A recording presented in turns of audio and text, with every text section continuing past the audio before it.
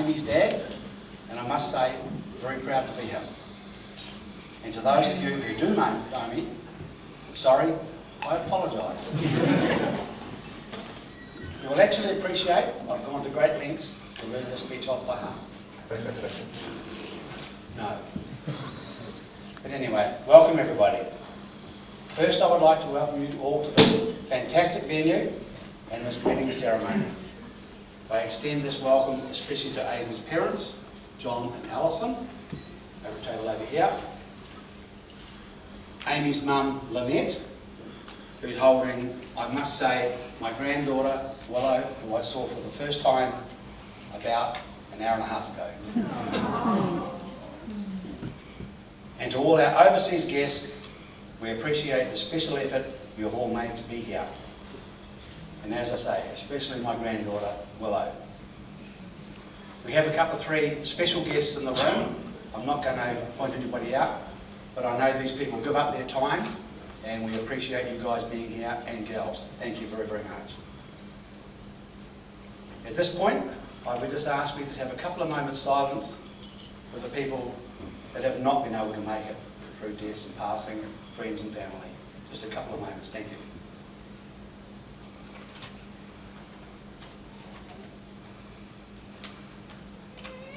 Thank you very much. Time to Now this is a time where fathers expect to whip out a funny and embarrassing story about their daughter and the bride.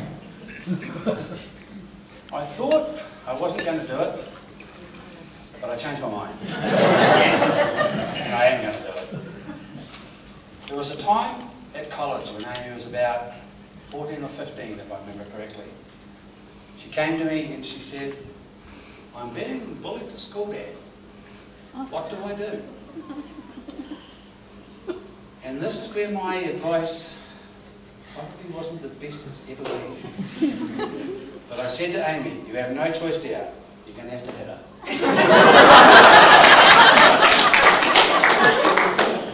I didn't think she would actually do it. But a couple of days later, she came back to me and she said, "The job is done." So there's no more hassle from that one.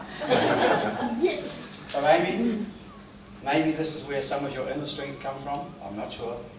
But your attributes as a father, I admire. You hold yourself well, you are intelligent and a strong individual. And most importantly, nothing but an absolute pleasure to be in the company of at any time. A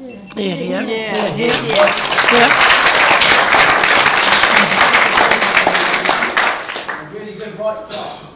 And a good right hook. You have some very special friends, and unfortunately, perhaps too many to mention. But I would like to thank Mandy in particular, Amy's childhood and school friend, for being such a loyal mate, and a rock for Amy in her times of need. And Mandy, I would like to say a special thanks from me. Yep.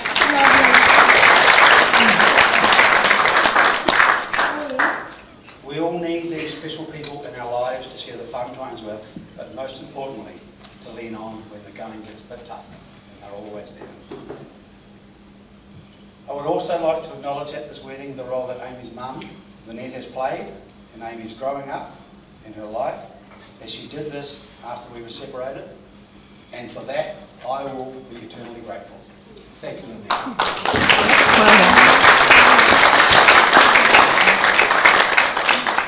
And I suppose it's not a bad time to say thanks for having Amy in the first place.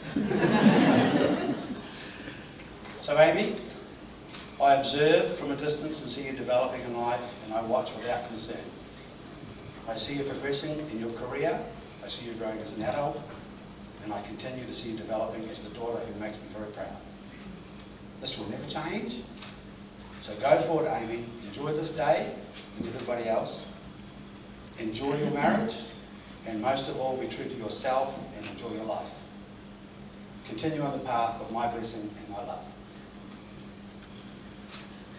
Now on to Aiden. Welcome, my son-in-law.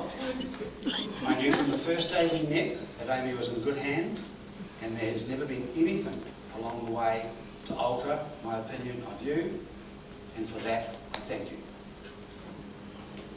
And again, this is potentially right and poke a bit of fun at me, but that's probably best left to the guy sitting to your right. And we wait.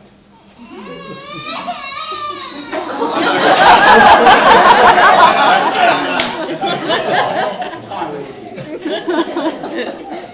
I would, however, like to briefly touch on your success in your career. You've made big strides in a short time, and for a young man you have progressed through the ranks, and I guess in Army or Air Force terms, which might be more appropriate, you're probably up there with the officers. Well done, mate. Well done. It's impressive, and I think as a couple there will not be much to hold you two back. Reach for the stars, you'll probably hit the moon.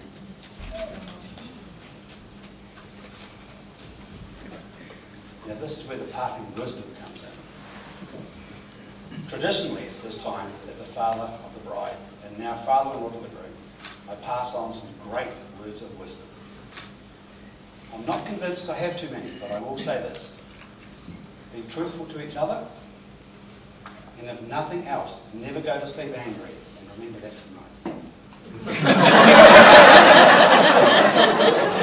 Sort any differences you may have before you go to sleep, and who knows, there may even be some rewards in it for both of you. It makes for a good night's rest when you go to sleep happy. Yes. I think I should pass on to Aidan a few words of wisdom given to me some time back from my grandfather on my wedding day. He said to me, the first time your wife asks you to do the dishes, make sure you break at least half of them. You'll have to buy another dinner set, but if you're lucky, she'll never ask you again. And finally,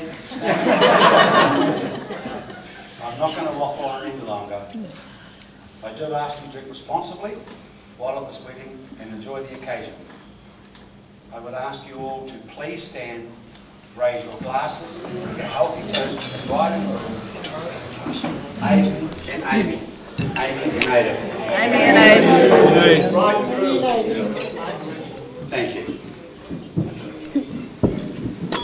Thanks, Mary. Well done. Well done. Oh, very well.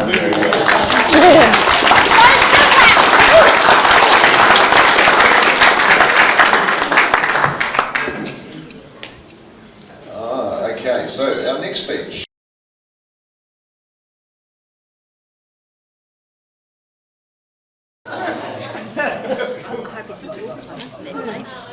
Yeah. 2 minutes, a chance would be a fine thing. Some of you may be wondering why Amy has asked her uncle to speak today. After all, it's not usual practice at weddings to have this happen. In fact, when I went online, and despite my pretty good computer and internet skills, I was surprised to find very little that helped. Plenty for everyone else making speeches, but not much for an uncle speaking on his own behalf. Well, on behalf of Marie and myself, I should say. The rarity of the privilege Amy has extended to me is not lost, and I'm honoured to hopefully add a little something extra to Amy and Aidan's day. Firstly, I'd like to explain a little on why Amy has asked me to speak. Before her 18th birthday, Amy showed us all the type of courageous woman she would grow into by leaving her home in Ashburton and coming to Melbourne to spend time with myself and Marie. Packing up her life, leaving behind family and friends to start a new life in a new country takes the type of courage not many 17-year-olds have. Moving to a city which has as many people as the entire country you've just left is a daunting prospect, and Amy did it without hesitation. She was scared of me. Although I'm not sure how keen she would have been if she'd looked up Australian spiders on Google. And having seen a father's reactions on meeting his first huntsman spider, I think I know which part of the gene pool she got that from. Seriously though, when Amy came to Australia, she already had the bearing of the exceptional woman that she would become. I will admit that before asking Amy if she would like to move to Melbourne, I and a few others here today had some concerns. Let's face it, at a young age I was told I'd been named after a very famous Peter, and I should model myself on him. Unfortunately, I thought they meant Peter Pan, and adult responsibility has often eluded me since. Luckily, there was an adult at my place, my partner Marie, who assured me Amy wouldn't need parenting as her mother and father had already done that. What she would need, excuse me, was a friend and a mentor which we were privileged to provide, and to see Amy and Marie become great friends was a special privilege.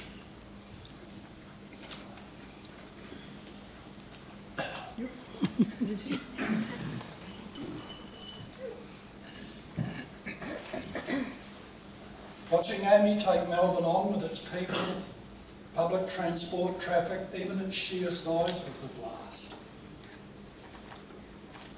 There was little that daunted Amy apart from the moths, which were apparently big enough to carry off a grown woman, spiders that were big enough to drag you into the lair, and a particular pigeon at Flinders Street Station who managed to score a direct hit. But conquer Melbourne she did, both personally and in developing a career for herself. Watching Amy as she grew from a teenager into adulthood was truly remarkable. However, the years were flying by, and typical of Amy, she made the decision to return to New Zealand to spend more time with other members of her family.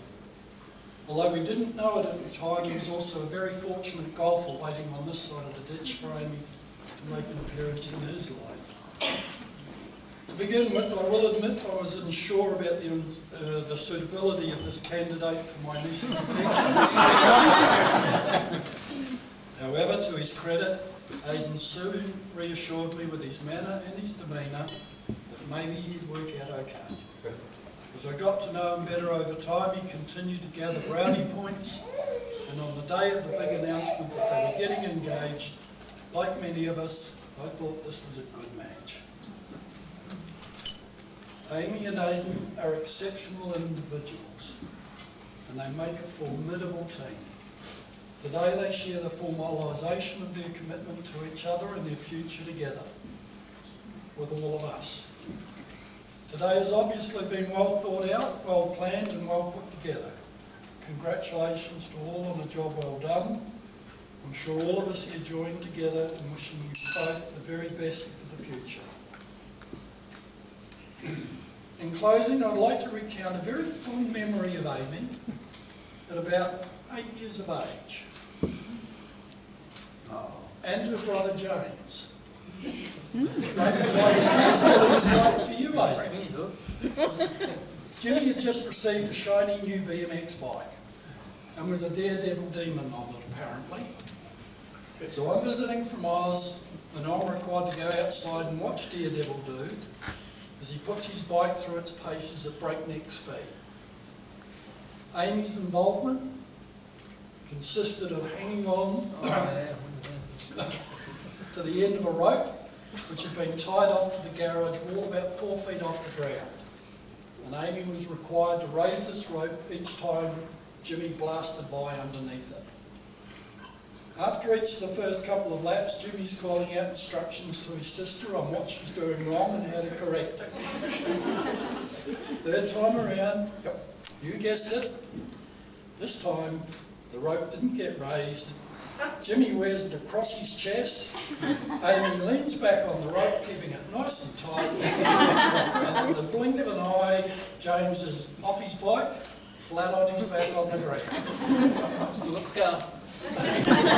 Amy's running off laughing while reminding her brother that telling her what to do and how to do it is a poor life choice.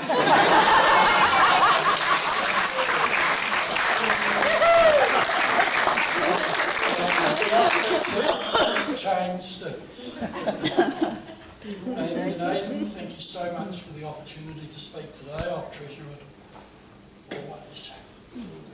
No. Aidan and I join with all my family and welcome you to ours. Marie and I wish you both every happiness in your marriage and know that today is the beginning of a remarkable journey together as wife and husband. Thank you. Yeah.